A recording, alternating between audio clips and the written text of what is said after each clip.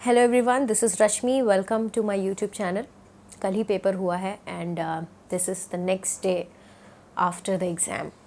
सो आज मैं बात करूँगी कि आपको आज क्या करना है। कल मैंने आपको बताया कि ठीक है, एग्ज़ाम देकर आए हो, एंजॉय करो सब कुछ, अभी कुछ मत सोचो, लेकिन अब टाइम है कि अब आज से आप सोचना शुरू करो।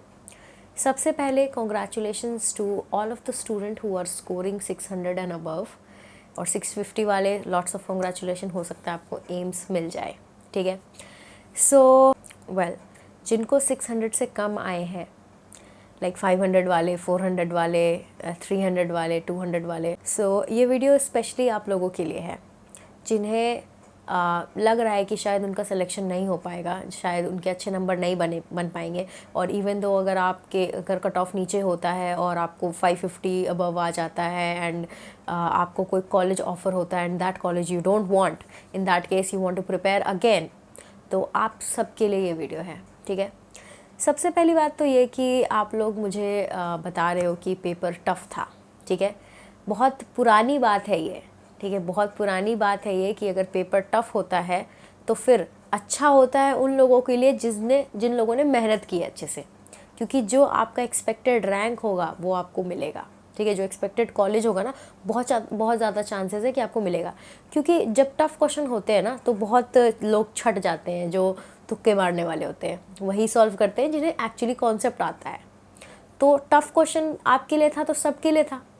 बस इतनी बात जानो, अगर टफ़ क्वेश्चन है तो कंपटीशन ज़्यादा आसान हो जाता है। ठीक है, इजी क्वेश्चन होता है तब कंपटीशन टफ़ हो जाता है। ठीक है, तो ये तो एक बात हुई। दूसरी बात मैं ये बोलना चाहती हूँ, जब आपने डिसाइड किया था कि चलो मेडिकल करेंगे, मेडिकल करना है, तो आपको पहले से पता था ना कि मेडिकल का जो प्रिपरेशन होता है वो कुछ आसान नहीं होता है।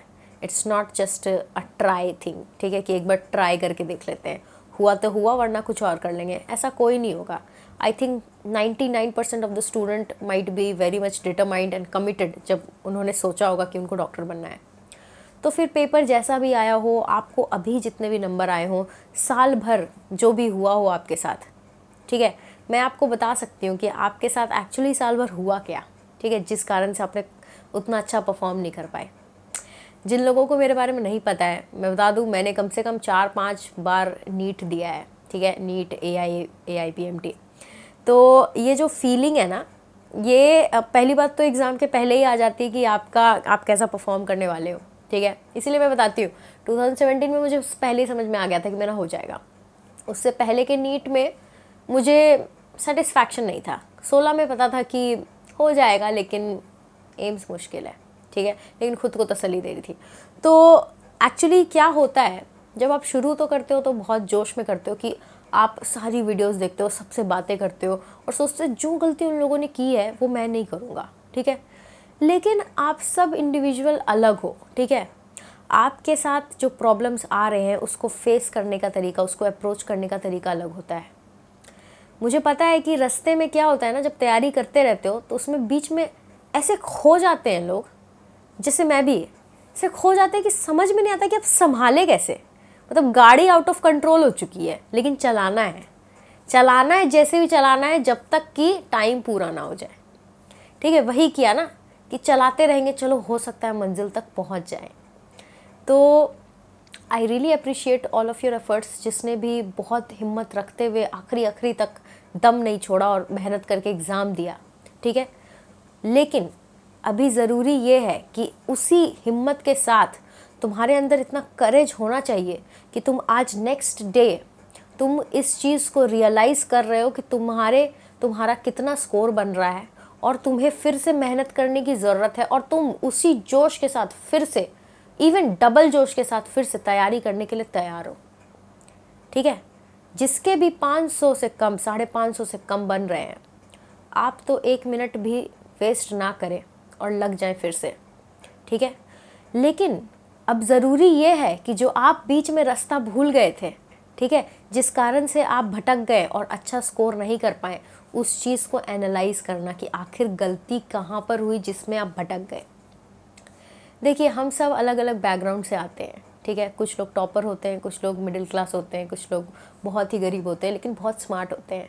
लेकिन जब फिर सब लोग मिलकर जब यहाँ पर एग्ज़ाम देते हैं तो फिर बहुत डिफरेंट हो जाता है, सबके लिए ना लेवल अलग अलग हो जाता है। जो दिल्ली में रह रहे हैं बहुत एक्सपोज्ड हैं, साउथ में रहते हैं काफ़ी एक्सपोज्ड हैं इन सब चीज़ों से, वो काफ़ी अच्छा परफॉर्म करते हैं। लेकिन हम जैसे लोग जो मतलब छोटे टाउन से हैं, जिनको अभी कुछ नया दिखता है और काफ़ी ज़्यादा कंपटीशन के साथ दिखता है, तो काफ़ी ज़्यादा पहली बात तो ना एक्लेमेटाइज होने में प्रॉब्लम होती है। ठीक है, तो अपने आप को दोष मत दो।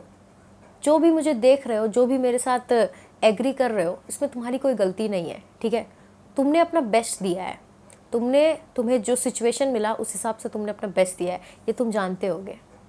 अब ये टाइम है, जो पहले दिन प्रॉमिस किया था कि डॉक्टर बनना है, उस दिन तो ऐसा नहीं सोचा था ना कि एक बार में नहीं होगा तो छोड़ देंगे। ऐसा सोचा होगा कि चाहे जितना भी ड्रॉप लगे कर लेंगे, लेकिन भरोसा होगा चलो एक बार में ही हो जाएगा, क्योंकि हम तो स्कूल के टॉपर रहे हैं। लेकिन हर समय चीज़ें एक जैसी नहीं होती है। Change is only constant, right. ये वही लोग होंगे जो इस चेंज को एक्सेप्ट करेंगे, जो भी आपके रास्ते में आ रहा है उस चीज़ को एक्सेप्ट करते हुए डबल जोश के साथ फिर से मेहनत करना शुरू करेंगे।